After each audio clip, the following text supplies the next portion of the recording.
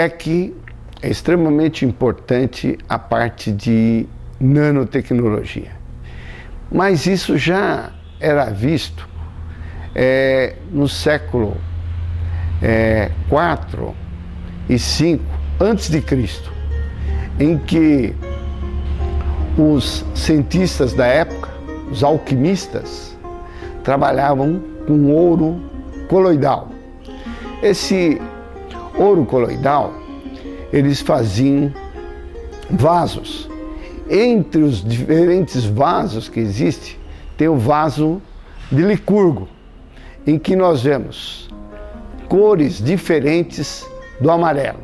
Nós vemos o roxo, nós vemos o vermelho, nós vemos o azul, dependendo de como a luz incide no vaso de Licurgo. Se ela é refletida, se ela é refratada, tem cores diferentes.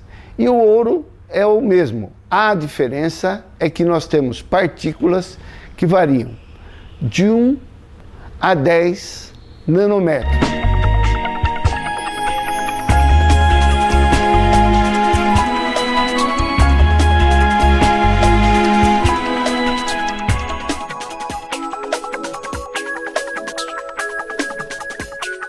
Elas têm elétrons livres, e esses elétrons livres que dão as cores diferentes para o ouro.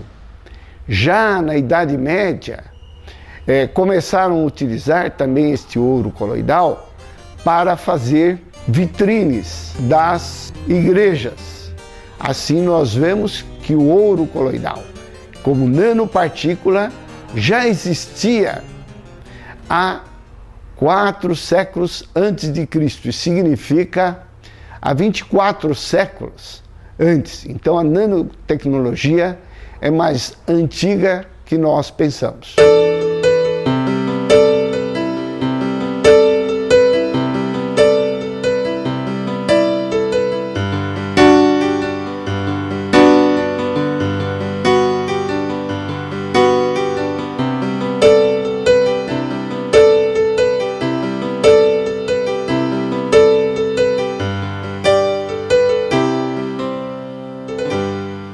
Nanotecnologia significa aplicar muitos dos conhecimentos que nós já agregamos esses tantos anos de história, só que ao invés de agregar no mundo macroscópico que nós conhecemos, o mundo macroscópico das coisas grandes que nós manipulamos, agregar isso dentro das coisas tão pequenas, mas tão pequenas que nem mesmo bons microscópios às vezes veem isso. Nós temos condição de manipular esses pequenos conjuntos de átomos para gerar dispositivos, gerar produtos, coisas que possam ser utilizadas. Os primeiros microscópios que foram montados eram microscópios de transmissão. O que isso significava? Um feixe eletrônico, ele passava uma amostra muito, muito fina, e esses elétrons, eles eram capturados ou sofriam fenômenos, fenômenos de interação com a amostra, e quando eles passavam, eles formavam uma imagem, numa chapa fotográfica, uma chapa muito parecida com a chapa que a gente utiliza dos filmes das máquinas convencionais, né?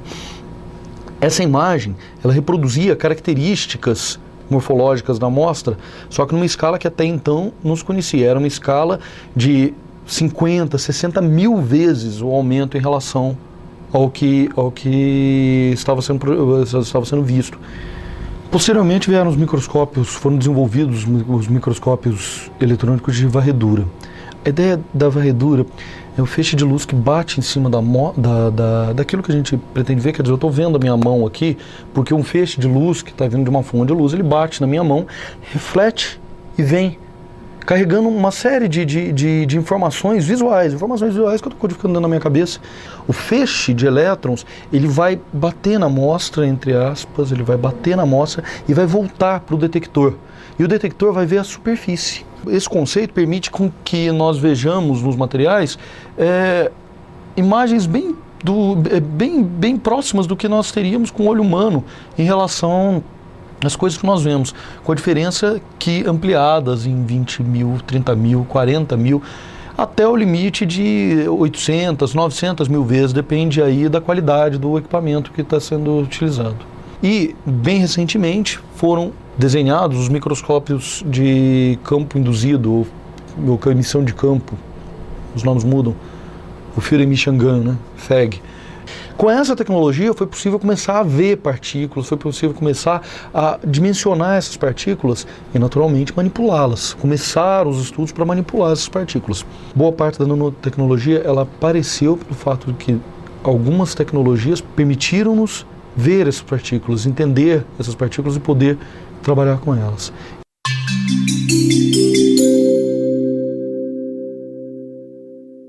O LIEC, ele tem uma longa história de interação com as empresas e especialmente em algumas soluções em processos envolvendo nanotecnologia. Como exemplo, a gente tem a nossa interação com a CSN, que aliás ela é pioneira em aplicação de soluções em nanotecnologia para a solução de problemas de uma empresa, que corresponde à deposição de nanopartículas em microporos de carbono para evitar a degradação desses cadinhos de carbono que constitui a vida útil de um alto forno. Além disso, o LIEC também tem participado de outras soluções com outras empresas, a saber com a João Faber.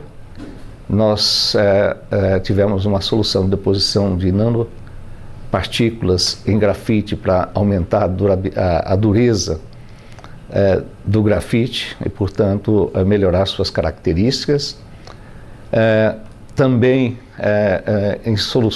em geração de empresas spin-off, uma delas desenvolvendo nano-coating de materiais cerâmicos para proteção contra a corrosão em tubos de cracking para petróleo, e também na indústria de cosmético, onde soluções em nano-coating principalmente para cabelo foram concretizadas por meio de uma empresa que nasceu de nosso laboratório.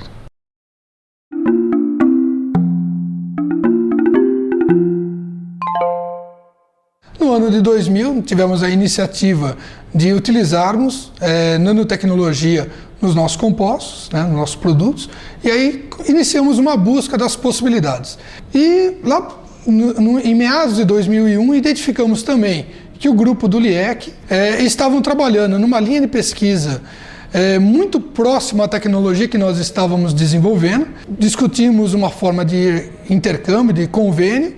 Aí fechamos esse convênio, ele dura até hoje, já temos 3 anos de convênio, e isso daí inclusive contribuiu na contratação de 2 colaboradores hoje da Faber-Castell, que eles estavam desenvolvendo programa de pós-doutorado e programa de doutorado na universidade. Então esse intercâmbio ele teve como ponto positivo não só aprimoramento do produto e benefício da Faber-Castell em ter um produto melhor, mas também utilizar uma tecnologia que estava em desenvolvimento pela universidade e aproveitamento de elementos para a área industrial. Nós fomos, acredito que, os pioneiros em termos de Brasil no uso de nanotecnologia, pelo menos em material de escrita.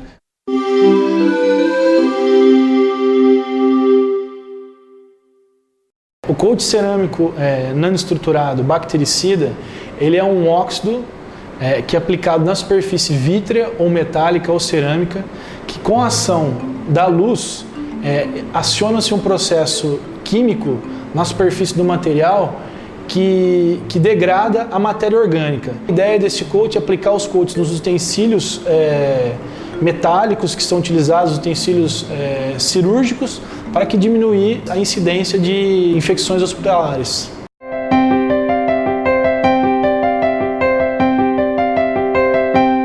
A Cosmoscience hoje ela desenvolve métodos sofisticados. E esses métodos sofisticados, eles só são possíveis através da parceria que a Cosmoscience tem junto à Unesp, junto à Universidade Federal de São Carlos. Essa interação ela iniciou desde 1996, quando eu me formei junto à Universidade Federal e de lá para cá mantivemos uma relação de parceria com o propósito de desenvolver tecnologias avançadas tá? Quando eu falo tecnologias avançadas, é métodos de avaliação de produtos, tá? Que pudesse atender toda essa necessidade de mercado. Nós criamos uma ponte entre a universidade e a indústria, tá? Com um trabalho profissional, ou seja, alinhando toda a necessidade de atendimento a prazos e de atendimento a objetivos específicos. Cosmos Science hoje tem um foco principal que é o desenvolvimento e aplicação da nanotecnologia. Então, um exemplo claro é, né, quando falamos de uma formulação hidratante para a pele, né, hoje o mercado conhece sempre aqueles cremes, aquelas loções brancas, tá, em potes, e onde a consumidora faz o uso daquilo na manhã e na tarde. Aquilo nada mais é do que uma tecnologia ultrapassada, tá? Nós estamos falando de macroemoções, tá? Então, aquilo dá uma sensação pesada, aquela sensação de untar o corpo da consumidora. A nanotecnologia, ela traz um novo diferencial, que é um hidratante como se fosse uma água. Tá? Você consegue reduzir, tá, o tamanho das micelas, tá, a dimensões de nanômetros. Tá? E dessa forma você melhora o benefício, você entrega um percentual de hidratação maior e uma facilidade, um conforto na aplicação do produto.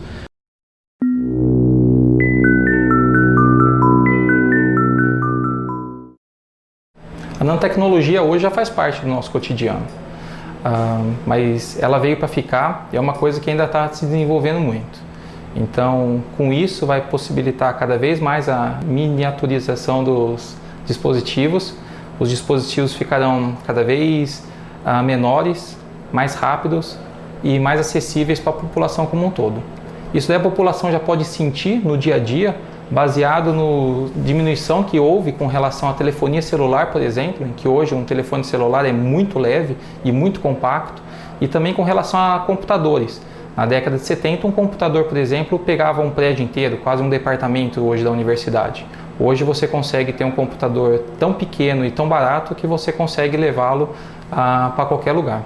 Não só na área de ciências exatas, não só na parte tecnológica, isso vai ocorrer, a importância da nanotecnologia, como também, por exemplo, para a área de saúde, em que você vai conseguir ter drogas cada vez melhores e cada vez mais seletivas. Por exemplo, uma determinada droga vai poder ir combater um determinado vírus ou uma bactéria sem tantos efeitos colaterais como ocorre hoje com os medicamentos convencionais.